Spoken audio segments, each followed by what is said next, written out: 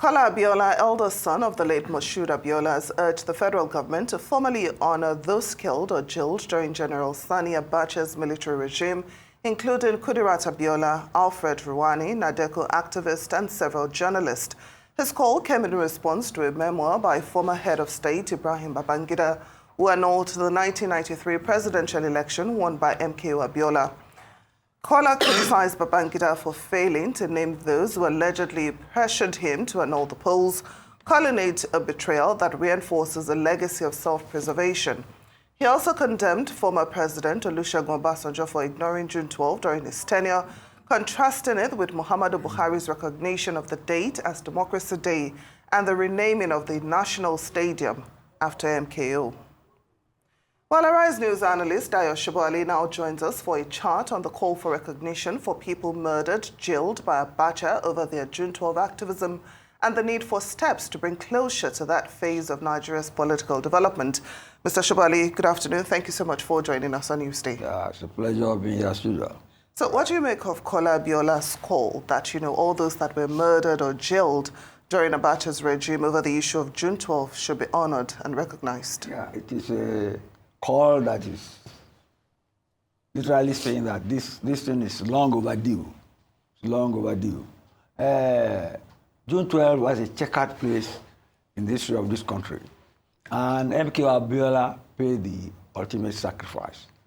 Now, 32 years after IBB, who disrupted the transition to power, has written in the book in which he said he will tell it all. What he left one gap, that is the non-naming one particular lieutenant general. So the son of MKO, like the phoenix rising from the ashes, is questioning him. And he's doing it with respect, because these are his friends, his father's friends, who made sure he did not get the prize he deserved. So it's a call in the right direction.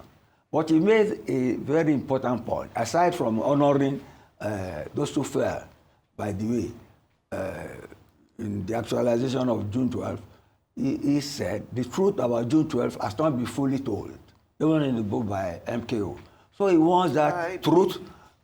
In the book by IBB. So he wants that truth to be shown and taught in schools, in history classes. That is the most important thing that I think he has said. Because if you look at our history, the military, especially since they migrated or metamorphosed from khaki uniform to agbada as civilians, have been tampering with our history.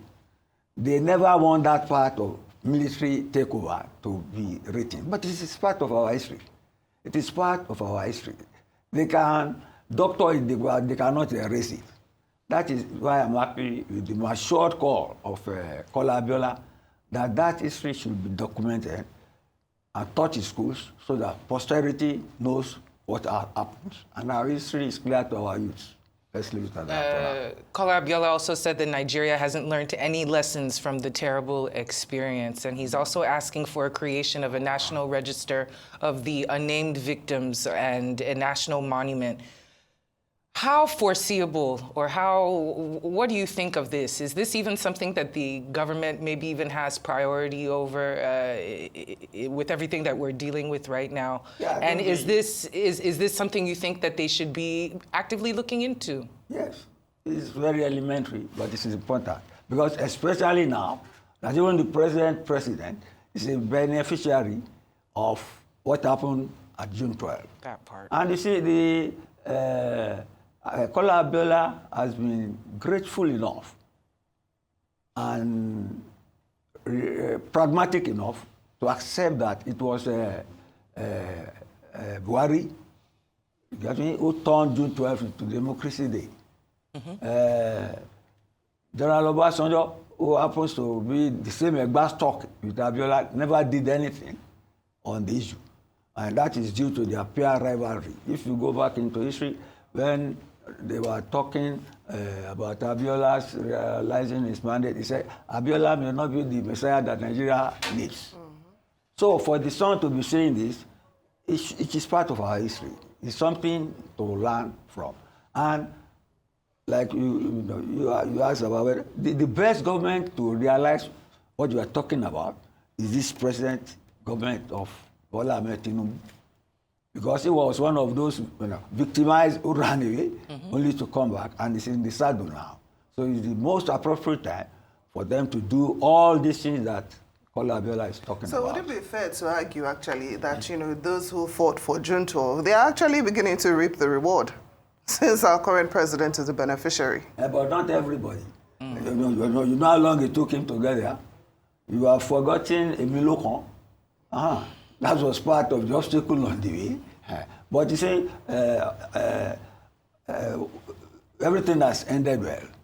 That's ended well. And the challenge the MKO Abiola's son is throwing at him is that he's in the best position to do justice to the people who faced the military, who died in the process, who ran away, and this is the appropriate time to do that. And this president is in a position to understand that pain and remedy it. Yes. And they say that history that isn't remembered often repeats itself. We see it every day in the news. We talk about it here locally, internationally. How can we as Nigerians, and the government especially, ensure that the narrative of June 12th, including the roles of all the players in this saga and the experiences of the victims, are preserved accurately for future generations, especially given, the amount of time that is passing, etc.? Yes, a simple answer to that is that the main actor has written the story, and we have seen the gaps in that story. So it is a continuum. We strive to get at the truth. It's a continuous business. And the fact that the MKO son has said that we need that truth, to be taught in our schools. I'm more interested in teaching posterity and teaching our children what really happened. So that history is not like some people say, it's not written always by the victors. You can preserve what we have and let posterity know the truth so that we don't repeat the mistakes of the past. Simple. So, Mr. Sobowale, as we wrap up, what are the implications of failing to recognize the contributions and sacrifices of June 12 activists, and how will this impact Nigeria's ongoing struggle for democracy and human rights? It means we will repeat our mistakes, get me? And people should learn, especially now that we have a civilian government in place. People are agitating and making it almost impossible for the government to function. The alternative is military rule.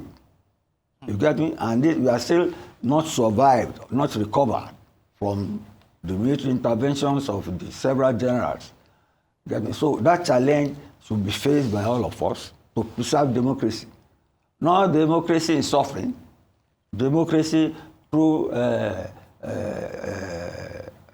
protest, democracy through dissent, democracy through calling the government of the day to order, by all means, but not to such an extent that we'll be beckoning on the military to come and take over. We have had a bitter lesson on that. It should not repeat itself. Very, very true. Thank you so much for joining us, as usual, Dayo Sobowale here on Newsday.